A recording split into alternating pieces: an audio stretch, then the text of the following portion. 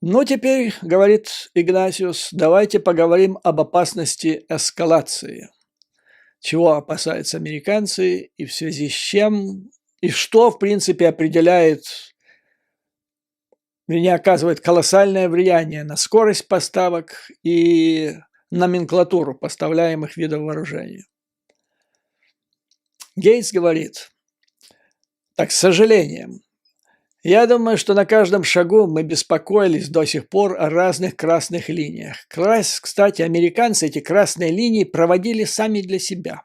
То есть Путин никогда не говорил, что вот это красная линия. Но когда, я помню, Рябков зам Лаврова ляпнул еще в декабре или в октябре, когда они выдвигали этот идиотский ультиматум НАТО, он там говорил о красных линиях, ну а потом Путин как-то так замолчал.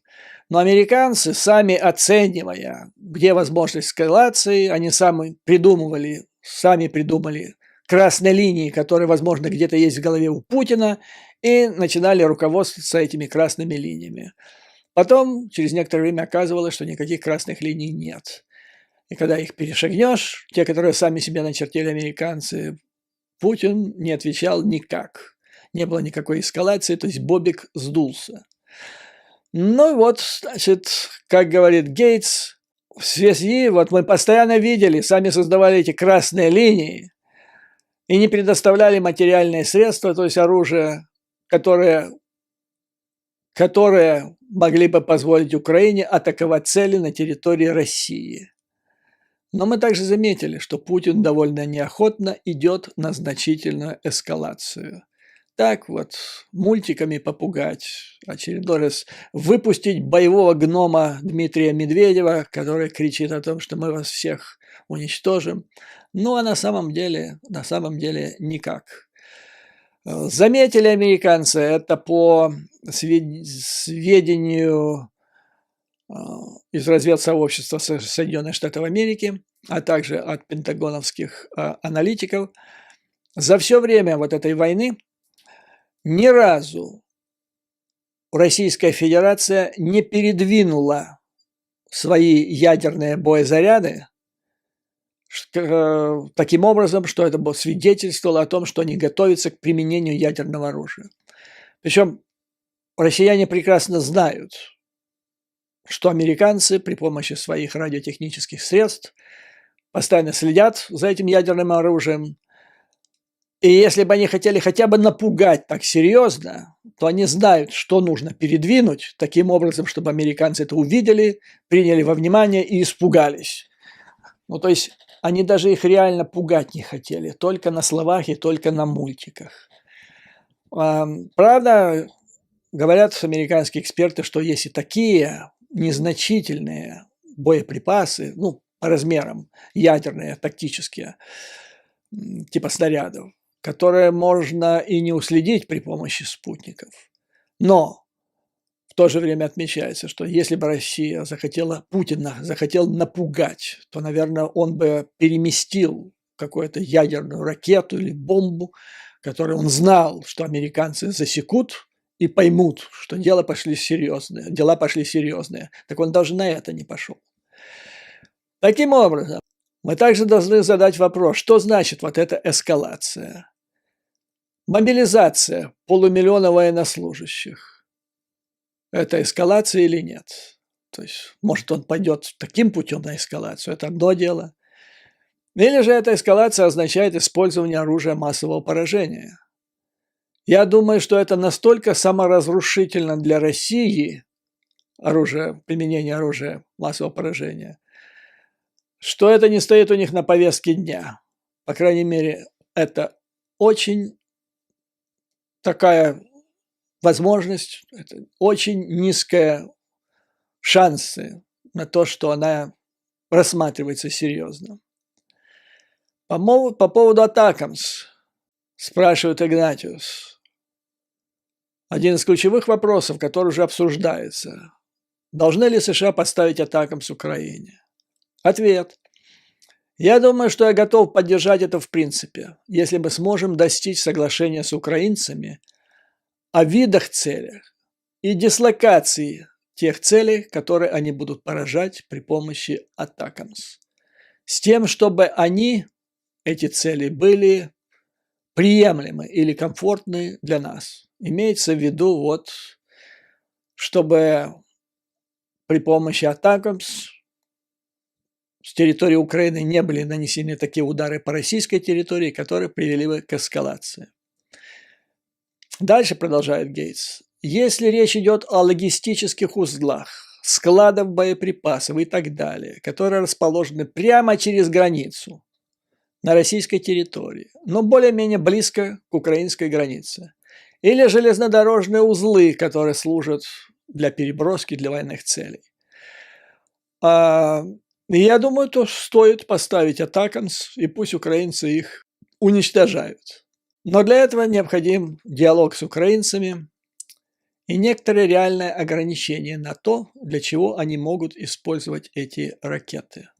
Я подозреваю, что некоторые из наших слушателей могут выразить неудовольствие, но, господа, кто поставляет, кто дает, кто дарит, тот, кто музыку заказывает, да, ну и так далее. Соединенные Штаты и союзники, это единственная, вот это самая больная их проблема. И поговорим, она возникла еще со времен накануне распада Советского Союза. Это все, что связано с возможностью использования, применения ядерного оружия. Они хотят нанести поражение Путину и России таким образом, чтобы это не привело к еще большей войне, большей проблеме. Игнатьев задает три основные вопроса о Путине. Насколько он рационален? Второй. Насколько он изолирован? А это влияет на его иррациональность или рациональность. В-третьих, насколько он уязвим для давления со стороны окружающих его людей. То есть, кто на него влияет? Идиоты типа Пригожина или какие-нибудь там более-менее рациональные люди. Гейтс. Во-первых, он рационально принимает решения. И это вот, понимаете, почти слово в слово с директором ЦРУ. Это ключевой вывод, к которому пришли американцы, несколько буквально месяцев назад. До этого это вызывало серьезные вопросы, то есть его психическое, эмоциональное состояние. А от этого зависит очень многое, в том числе эскалация, возможность эскалации, ядерное оружие там и так далее. Почему он так думает? Тот факт, что Путин не предпринял некоторые эскалационные шаги, то есть реально все сводилось к балабольству, говоря на жаргоне. А реально он не нагнетал обстановку, как мог бы это сделать. Это свидетельствует о том, что он отрезвел, он пришел в себя, и остудила его буйную голову Украина. Раньше, да, он был плохо информирован, но сейчас ситуация изменилась. Почему? Потому что он допустил, для того, чтобы это случилось, он допустил огромные стратегические просчеты и ошибки. Потому что, особо в первые месяцы, он был очень изолирован. Крыша поехала. Сейчас он получает более точную информацию о вызовах, с которыми сталкивается. Но это произошло, он дал интервью вскоре после того, как Герасимова назначили. А я говорил только что со ссылкой на действительно глубоких специалистов по вооруженным силам России в Red Corporation, что назначение Герасимова опять главнокомандующим, он как раз опять поднимает острый вопрос о том, какую информацию будет получать Путин, потому что есть опасения, что Герасимов, в отличие от Суровикина, будет его пичкать информацией, которую он хочет слышать, а не та, которая происходит на поле боя. И это, по мнению аналитиков Rand Corporation, это практически обрекает предстоящее наступление или контрнаступление, в общем, обрекает российские вооруженные силы в предстоящей битве на поражение. Что касается окружения, вот важная информация. Окружение Путина. Я считаю, что те советники, он считает, что те советники, которые его сейчас окружают, а это Пригожин, Патрушев, которые, как считается в Америке, наиболее близки к уху Путина, это еще хуже, чем Путин. Поэтому надежда на том, что вот Путин уйдет и его заменят те, которые рядом с ним, они, в общем-то, могут оказаться очень опрометчивыми. Гейтс обращает внимание, что критика Путина в настоящий момент, она идет в основном с крайне правого фланга. То есть его критикуют те, кто критикует его за нерешительность и недостаточно суровые, жесткие меры. Эти охламоны, они требуют больше крови, больше преступлений, больше бомбардировки. Поэтому, как Гейтс говорит, направлен давление сейчас на Путина как раз в ту сторону, чтобы не на переговоры идти, а чтобы, наоборот, эскалировать ситуацию. Поэтому еще раз подчеркивается, что Путин ни на какие переговоры не готов. Поэтому всякие разговоры о том, что там кто-то за спиной Украины пытается заключить какую-то сделку, они просто безумны и несостоятельны. Гейтс добавляет важную вещь с его точки зрения. За последние 2-3 месяца произошла одна вещь, которую он считает очень важным. Его нарратив, то есть стратегический посыл, который делает Путин для российского народа, кардинально изменился. До этого там шла вот эти денацификация, демаразматизация, ну вот эта вся муть, которую они там плели. Все, об этом забыли. То есть, если вот убрать эти дурацкие все формулировки, которые он сделал, то есть идея, первоначальный месседж для российского народа Путина был простой. В Украине плохое правительство, ну, оно ему не нравится, просто не нравится ему, система не нравится, поэтому мы его сменим, и все будет хорошо. Мы братский народ, мы заживем красиво и счастливо. Теперь же нет, теперь другая, что Запад, используя Украину как инструмент, напал, коварно, злодейски напал на Рашу, и теперь это чуть ли не, и хочет уничтожить Рашу. Поэтому это экзистенциальная война для Раши. Это плохая смена. Плохая смена, потому что на базе этого послания народу можно объявлять, в принципе, полную мобилизацию, ставить под ружье всю страну. Но тут другое дело, насколько это позволит экономика. То есть события и новости с экономического фронта свидетельствуют о том, что это чревато.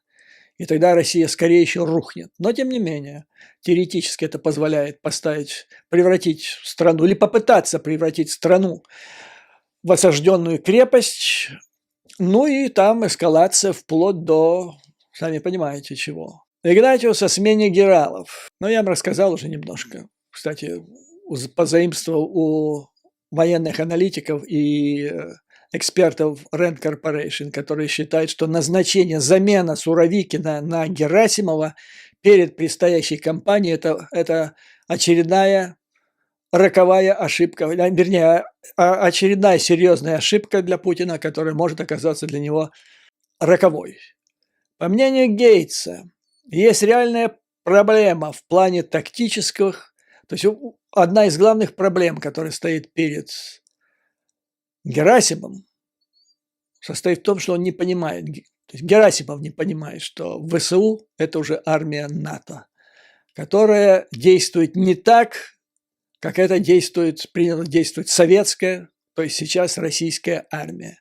То есть, если в каком-то смысле тут смешно и интересно, вот они кричат, что они воюют с НАТО. Но даже если забыть о поставке натовского вооружения, то есть они фактически в лице ВСУ, они имеют перед собой армию НАТО. В том смысле, что ВСУ воюет так, тактически, на поле боя, как это должна вести себя, значит, армия НАТО. Это гибкость, решение спускается вниз, младшие командиры, сержантский состав. В российской армии фактически нет, как считают американцы, такого института, как сержантский состав.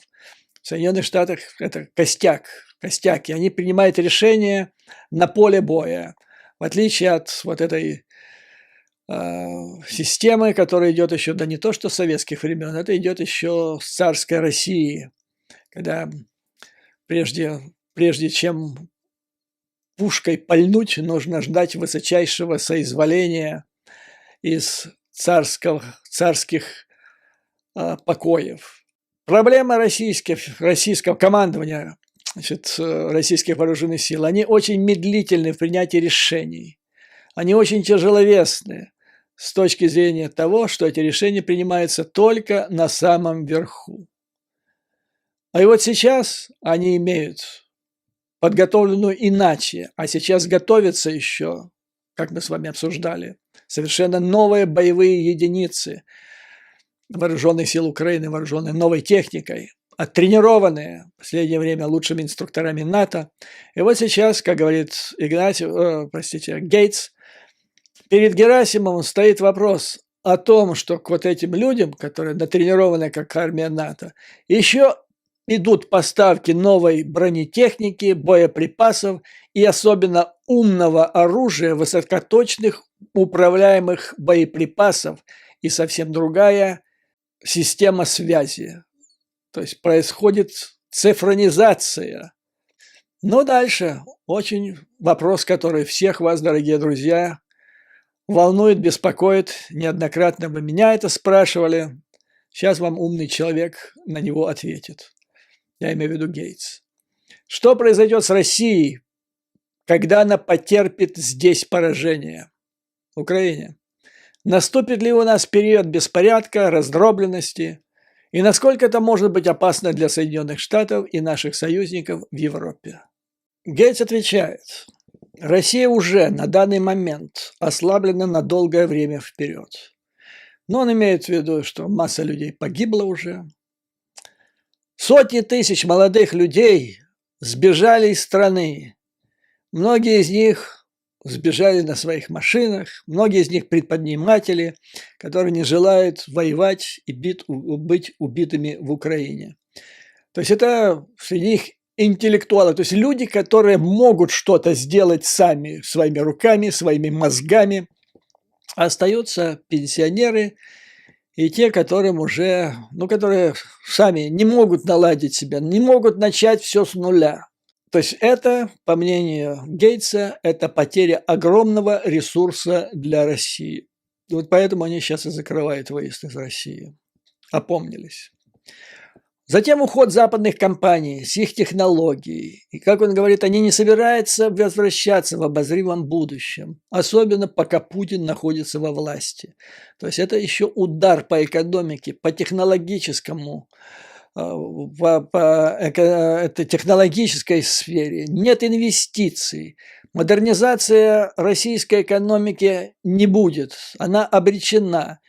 И это все то движение, с которым Россия двигалась в течение последних лет, все это остановлено. Вот прям кондуктор нажал на тормоза, и поезд резко остановился.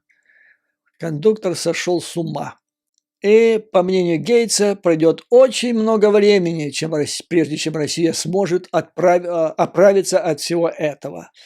А если еще принять во внимание, что те военные потери, которые понесла Россия, то, как я рассказывал раньше, военные аналитики считают, что Россия уже для того, чтобы вернуть ту так называемую боевую мощь, которая у него была до 24 февраля, ей уже надо где-то десятилетие.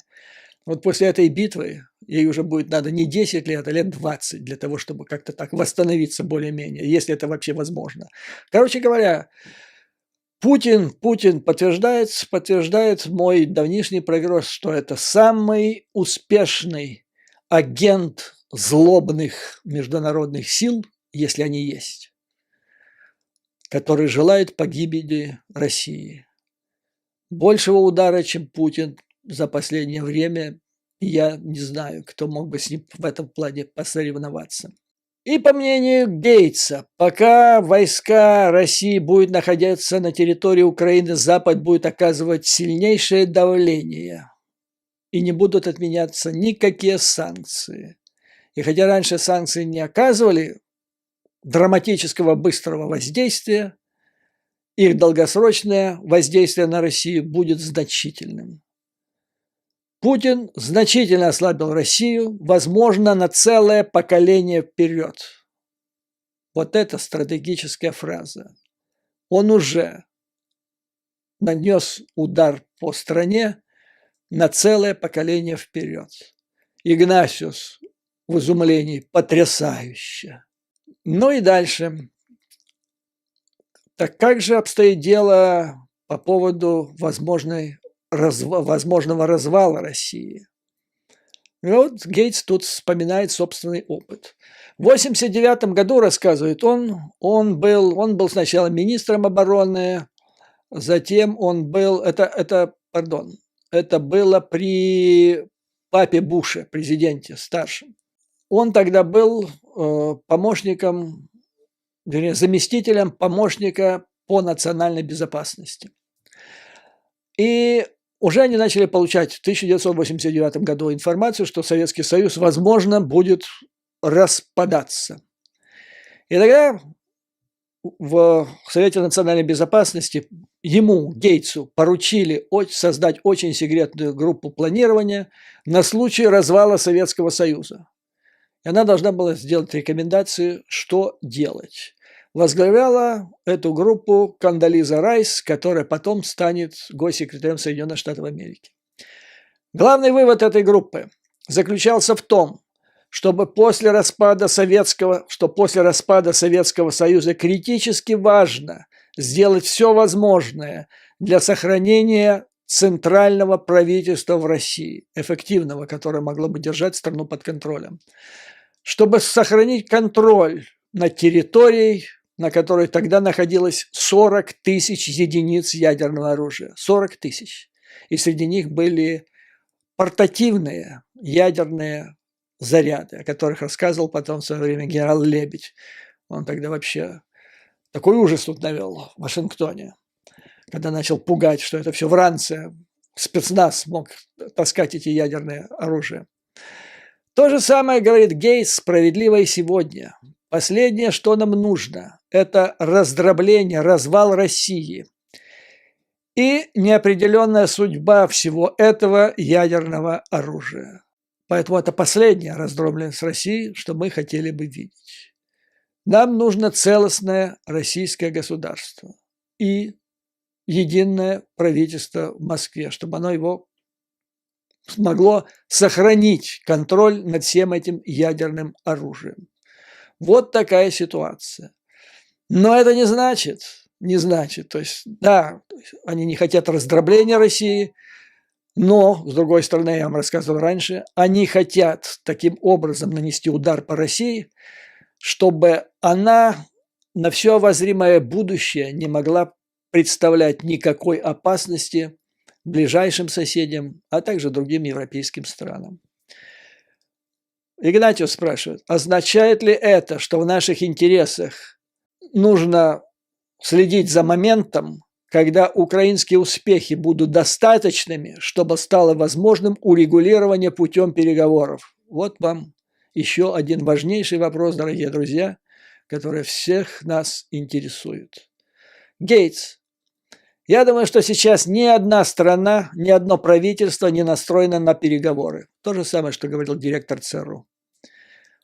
Путин считает, что на данном этапе он сможет переиграть Запад. Там при помощи своей мобилизации там, и так далее. Он считает, что время не на стороне Украины. Ну, потому что надеется, что Америка устанет, разброд, шатание на Западе. Но где-то это, да, есть у него такие основания. МАГА здесь работает в Соединенных Штатах, в Палате представителей. Кстати, должен добавить, буквально на прошлой неделе новый председатель влиятельнейшего для Украины Комитета по делам вооруженных сил Палаты представителей, это который чрезвычайно большую роль играет, будет играть в вопросе об оказании дальнейшей помощи. Человек, которого зовут Майк Роджерс, он сказал четко, почти по-военному, надо дать оружие Украине быстро и много, но война должна закончиться к концу этого лета.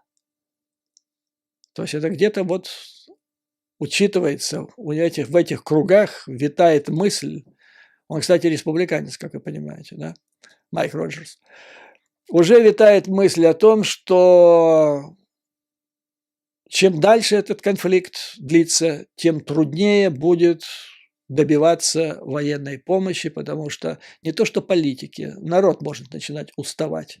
Это не критический вопрос, потому что политики всегда повлияют. Мы неоднократно обсуждали, что глобальные геостратегические аспекты вот этой войны, которая сейчас идет на территории Украины, они настолько важны для всего 21 века, что пожертвовать ради ними, ради настроения каких-то реднеков, при всем к ним уважении. Кстати, они себя называют настоящие реднеки, они говорят, да, мы реднеки, ничего правда, никаких проблем-то нет. Я знал несколько из них, с моими сыновьями в школу ходили и говорили, да, мы реднеки. То есть ничего оскорбительного. Так вот, пожертвовать глобальными интересами мировой цивилизации ради избирателей, при всем уважении к ним, конгрессвумен Марджори Тейлор Грин, ну как-то оно, понимаете, несопоставимы эти интересы, эти величины. И тем не менее, американцы уже политики, они просчитывают, где возможные подводные камни на пути оказания дальнейшей помощи Украине. То есть надо решать этот вопрос побыстрее, победой решать. Так вот, значит, Путин считает, что его экономика, он наивно полагает, выдержит это больше, быстрее, да дольше, чем украинская экономика, и на Запад устанет и так далее. Вывод. Стратегическая фраза. Внимание. Я считаю, что мы можем поддерживать это, то есть в нынешнем темпе оказания помощи Украине, до конца этого года. Я думаю, что европейцы останутся сильными, едиными. Мы останемся сильными, Соединенные Штаты. Администрация полностью привержена этому. Блестяще. До конца года. О чем сказал и Майк Роджерс. Поэтому стратегия. Большее оружие. Сейчас все необходимое. Таким образом, чтобы нанести поражение Мордору в этом году. Но я думаю, что это хорошо бы и населению, народу Украины. Сколько же можно жить в условиях этого ада? Это проблема, вот говорит дальше, что если через год эта война будет вяло текущей, как она сейчас, и ни одна из сторон не получит значительного преимущества, и тогда ни одна из сторон, как это и сейчас, не будет заинтересована в переговорах. И может возникнуть тогда ситуация, когда со стороны европейцев может начаться давление на украинцев, чтобы заставить их вести переговоры. То есть это давление со стороны Европы на Украину, может быть, в таких условиях станет достаточно заметным. Поэтому вывод Гейтса. Вопрос о том, когда у нас появится возможность для переговоров, прежде будет полностью зависеть от событий на поле боя. От этого зависит, как долго будет продолжаться конфликт. Но еще важнейший вопрос, который вас, дорогие друзья, всех интересует. Видите ли вы будущее для Украины в качестве члена НАТО? Если нет, какие есть другие достойные альтернативы? Гейтс рассказывает, в 2008 году он был министром обороны. И тогда Буш, сынок, вы помните, он предложил и поставил вопрос о членстве Украины и Грузии в рамках НАТО. Гейтс говорит, что он был скептиком, потому что Франция и Германия категорически выступали против этого. Далее он говорит, я думаю, что в Европе по-прежнему существует значительная оппозиция вступлению Украины в НАТО. И я подозреваю, что она будет и в Сенате США. Сенат важен, потому что именно Сенат рассматривает вопросы международных отношений, не Палата представителей, которая занимается денежными вопросами. Потому что люди должны помнить, в основе НАТО лежит вот какой главный вопрос. Готовы ли страны НАТО послать, вернее, родители в странах НАТО, готовы ли они послать своих сыновей защищать другую страну в рамках НАТО, в частности Украину? Вот готовы ли немцы, французы, испанцы, итальянцы посылать своих собственных сыновей и дочерей воевать в Украину, за Украину? И я думаю, что особенно в Европе ответ, скорее всего, нет. А я вам скажу, почему нет. Вот смотрите, меня тоже спрашивают здесь, а почему так готовы были быстро принять Финляндию и Швецию? Потому что они свои люди для этой кампании. Главным образом элита своя, понимаете? Элита. Потому что когда страну принимают в НАТО, там чиновники, их элита будет встречаться и работать с элитой этой новой страны НАТО.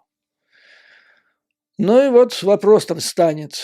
Все же все видят, все читают и про яйца и так далее.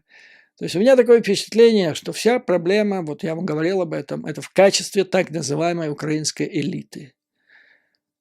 Потому что они же понимают, что, ну, вот пошлю я своего сына или дочь защищать, ну, теоретически, вдруг придется воевать за Украину, а в это время высокопоставленные чиновники Министерства обороны этой страны будут деребанить нашу помощь. Но это просто недопустимо, понимаете? Вот насколько я здесь слышу, понимаю, украинская так называемая чиновничная элита – это чужаки для западной элиты, как бы они ни пыжились. Они могут одеть на себя костюм Армани или Бриони, да? Они могут ездить отдыхать на лучшие курорты мира. Они могут одеть, если не костюм Бриони, то напялить на себя военную эту самую форму, кстати или не кстати. Но это не делает их людьми вот того же круга, понимаете? То есть он может перед камерой, ну, надо официальной встречи и пожать руку, но потом он пойдет в туалет и эти руки помоют. Но это так, когда надо. А вот принять в такую компанию, когда ты можешь сказать, дать команду своим вооруженным силам, ребята, идем туда, будем их защищать. Вот тут-то и все. Вот в отношении Финляндии и Швеции это проходит. А вот в отношении Украины, как он говорит, нет. Поэтому я вам говорил и неоднократно, с моей точки зрения, главный враг Украины – это Путин, а другой, ну даже не буду говорить враг сейчас, другое препятствие, которое стоит на пути принятия Украины в ЕС и в НАТО – это ее так называемая элита. То есть для этого надо победить Путина и смена элиты. И я так вижу, я вижу зародыш этой элиты, прекрасно работающий механизм вооруженной силы Украины, который пользуется полным уважением, полным доверием западной элиты, в частности, Соединенных Штатов Америки. Вот надо просто сделать так, чтобы вся остальная элита стала такой, как вооруженные силы Украины. Слава им!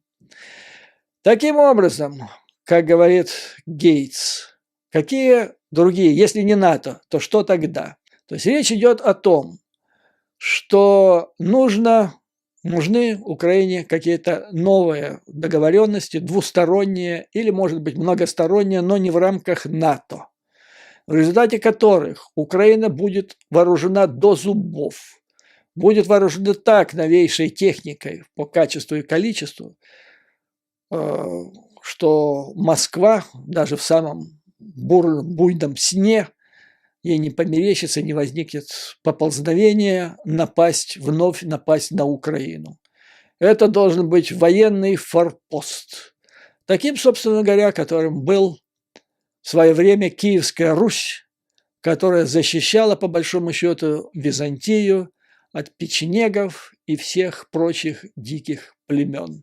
Но вот так вот судьба так распорядилась, что через много веков, через тысячелетия спустя Украина опять оказалась на границе между цивилизованным миром и диким табуном варваров, нынешним поколением печенегов и мокши. Как говорит Гейтс, мы не можем допустить ситуацию, в которой русские бы, как нависали бы темными огромными силами на восточных границах Украины, ожидая пока не переоснастятся, переобучатся, пополнят свои запасы вооружений и опять начнут новое нападение на Украину через несколько лет. Мы должны сделать так, чтобы когда бы эта война не закончилась, и когда бы она не закончилась, мы должны иметь такие договоренности с Украиной и так ее вооружить, чтобы она была достаточно мощная, чтобы удержать русских от повторного вторжения. Вот такая, господа, ситуация, то есть вывод, который я мог бы сделать.